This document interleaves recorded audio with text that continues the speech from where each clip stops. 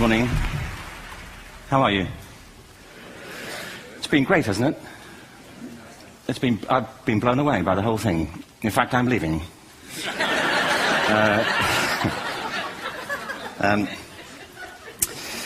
There have been three themes, haven't there, running through the conference, which are relevant to what I want to talk about. One is the extraordinary evidence of human creativity in all of the presentations that we've had and in all the people here.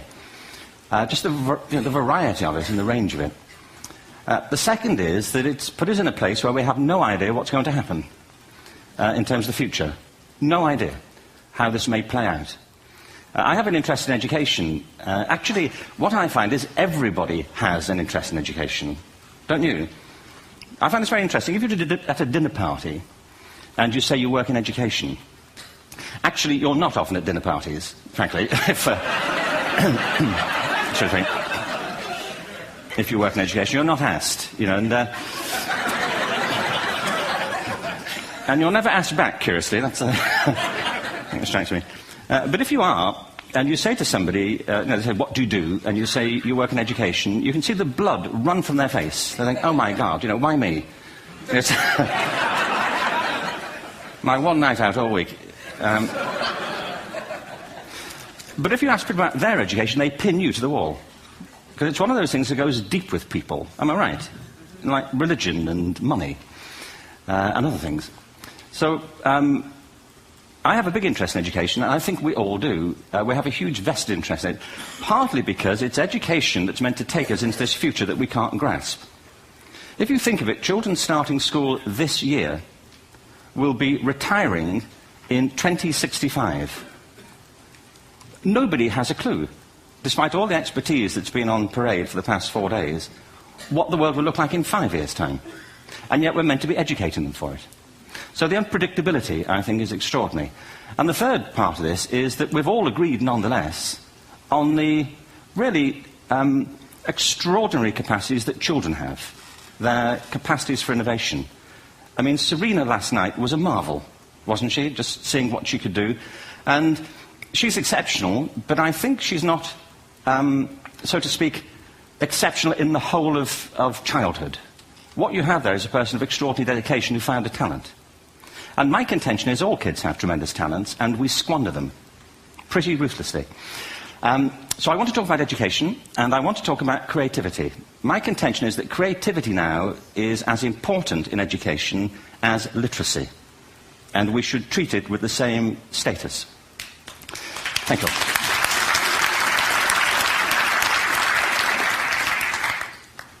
That was it, by the way. Thank you very much. So, 15 minutes left. Well, I was born... No, I had a great story recently, I love telling it, of a little girl who was in a drawing lesson. She was 6, and she was at the back drawing, and the teacher said this little girl hardly ever paid attention. And in this drawing lesson, she did. And the teacher was fascinated. She went over to her and she said, what are you drawing? And the girl said, I'm drawing a picture of God. And the teacher said, but nobody knows what God looks like. And the girl said, they will in a minute.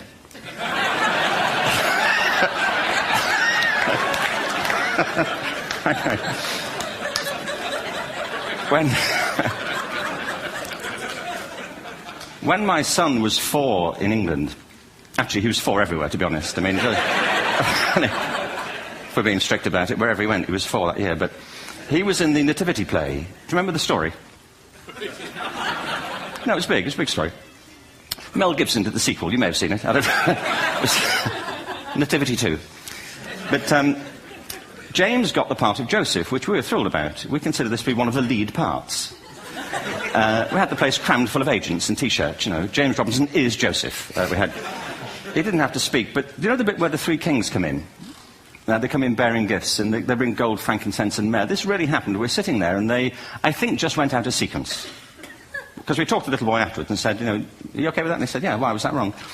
They just switched. I think that was it. Anyway, the 3 boys came in, little 4-year-olds with tea towels on their heads, and they put these boxes down. The first boy said, I bring you gold. And the second boy said, I bring you myrrh. And the third boy said, Frank sent this.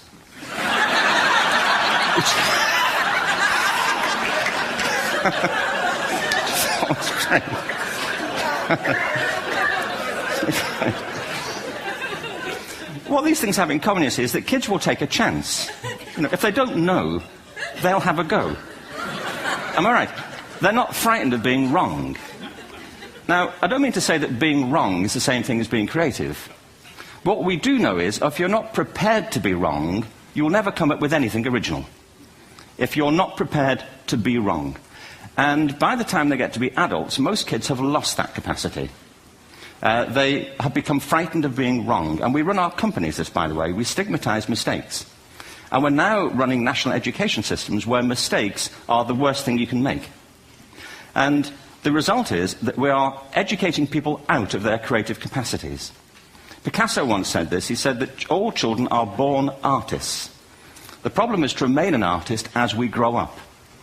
I believe this passionately, that we don't grow into creativity, we grow out of it. Or rather, we get educated out of it. So why is this? I lived in Stratford-on-Avon until about 5 years ago. In fact, we moved from Stratford to Los Angeles. So you can imagine what a seamless transition, this was from LA. Actually, we lived in a place called Snitterfield, just outside Stratford, which is where Shakespeare's father was born. Are you struck by a new thought? I was. You don't think of Shakespeare having a father, do you? Do you? Because you don't think of Shakespeare being a child. Do you? Shakespeare being 7. I never thought of it. I mean, he was 7 at some point. He was in somebody's English class, wasn't he? Do you understand? Really? How annoying would that be?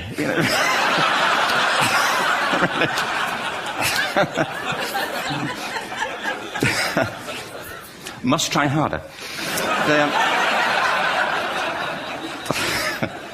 Being sent to bed by his dad to Shakespeare. Go to bed now, to William Shakespeare, and put the pencil down, and stop speaking like that.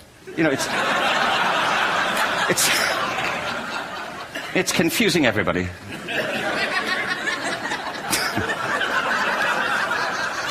Anyway, we moved from Stratford to Los Angeles, and I just want to say a word about the transition. Actually, my son didn't want to come. I've got 2 kids. He's 21 now, and my daughter's 16. He didn't want to come to Los Angeles. He loved it, but he had a girlfriend in England. This was the love of his life, Sarah. He'd known her for a month. Mind you, they'd had their 4th anniversary, because it's a long time when you're 16. Anyway, he was really upset on the plane. He said, "I'll never find another girl like Sarah." And we were rather pleased about that, frankly, because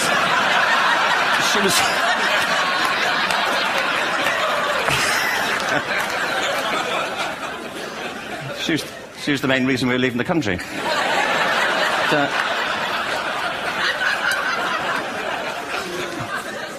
But something strikes you when you move to America and when you travel around the world. Every education system on Earth has the same hierarchy of subjects. Everyone, doesn't matter where you go. You'd think it would be otherwise, but it isn't. At the top are mathematics and languages, then the humanities, and at the bottom are the arts, everywhere on Earth.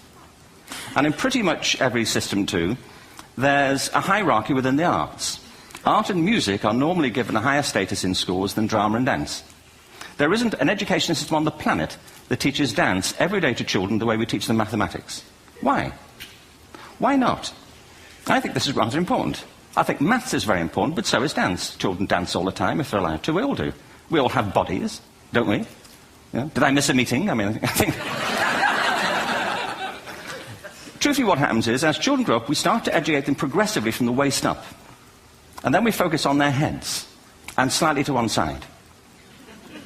If you were to visit education as an alien and say, what's it for, public education, I think you'd have to conclude, if you look at the output, who really succeeds by this, who does everything they should, who gets all the brownie points, who are the winners. I think you'd have to conclude the whole purpose of public education throughout the world is to produce university professors. Isn't it? They're the people who come out the top, and I used to be one, so there, But... And I like university professors, but, we shouldn't hold them up as the high watermark of all human achievement. They're just a form of life. Another form of life. But they're rather curious, and I say this out of affection for them. There's something curious about professors. In my experience, not all of them, but typically, they live in their heads. They live up there, and slightly to one side. They're disembodied, in a kind of literal way. They look upon their body as a form of transport for their heads. It's... Don't they? It's a way of getting their head to meetings.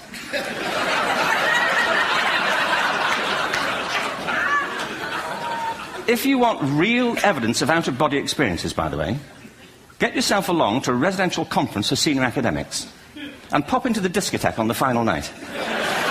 And there you will see it. Grown men and women writhing uncontrollably off the beat.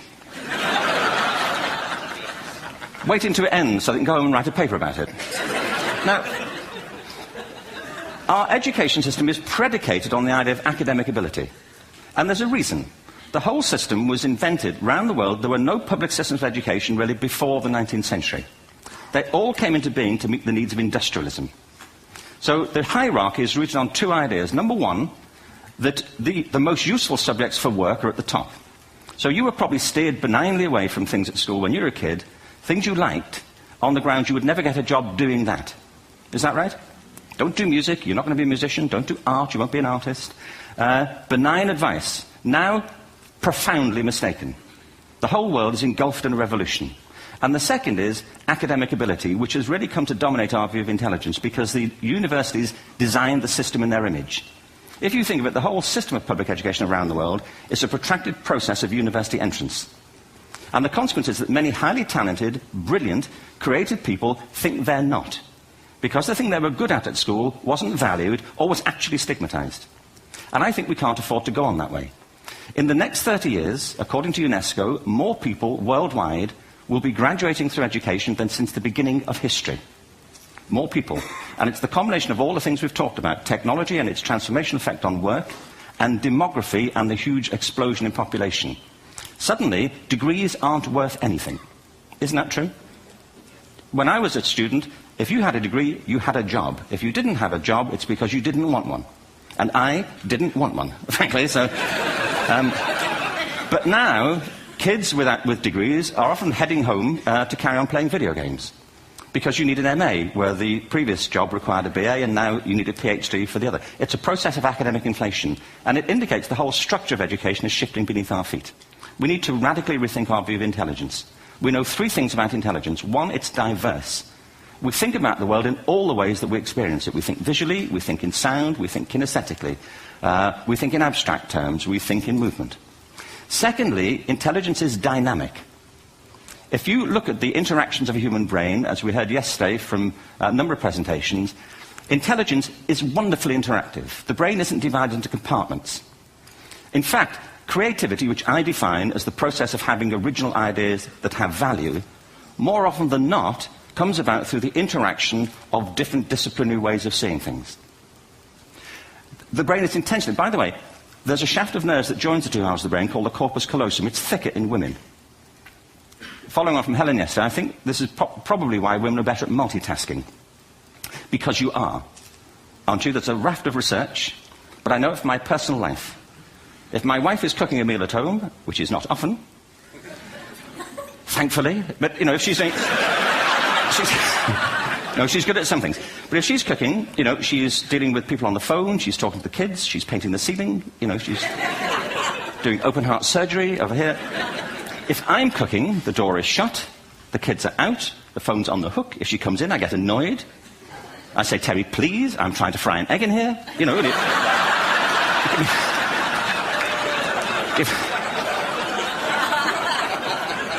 Give me a break. Actually, do you know that old philosophical thing? If a tree falls in a forest and nobody hears it, did it happen? Remember that old chestnut? I saw a great T-shirt, really, recently, which said, if a man speaks his mind in a forest and no woman hears him, is he still wrong?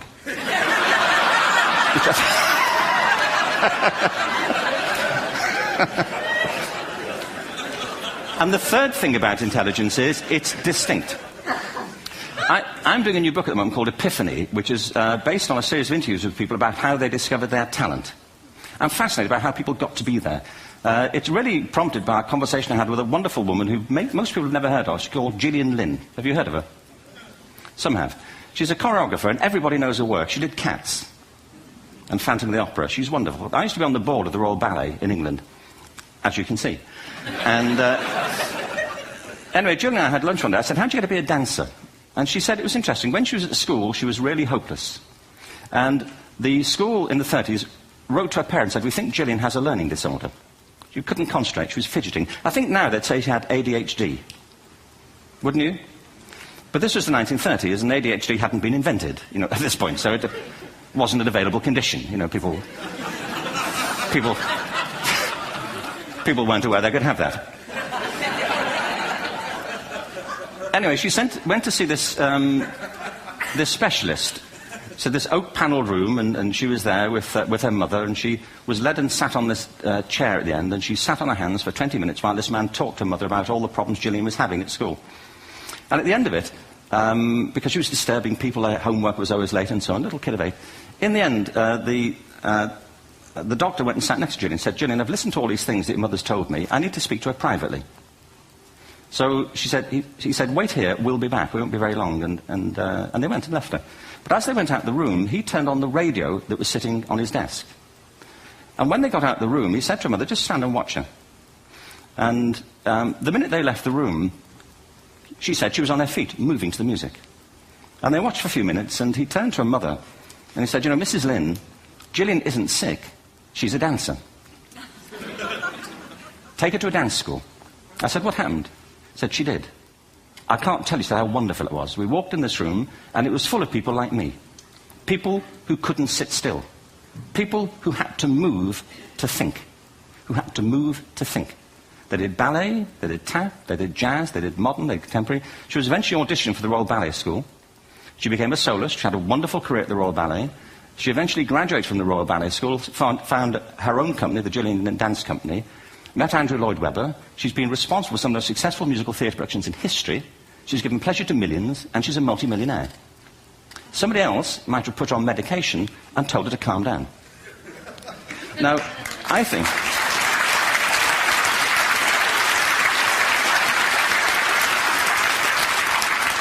What I think it comes to is this. Al Gore spoke the other night about ecology and the revolution that was triggered by Rachel Carson.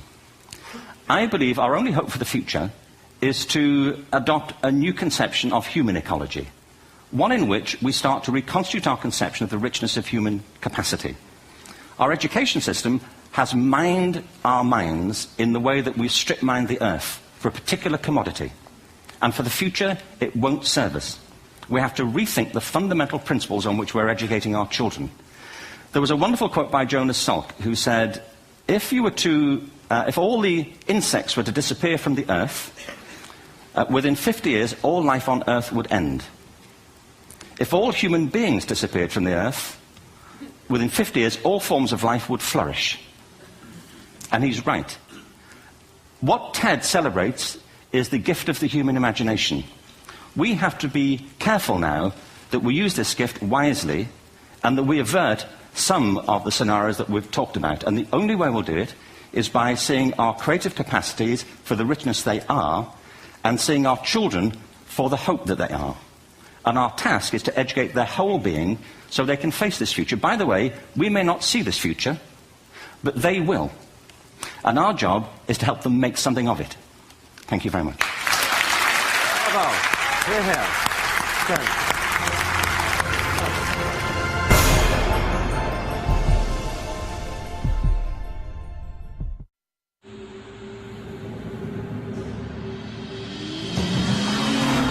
It's a sports car, yet a sedan. Powerful, yet fuel efficient.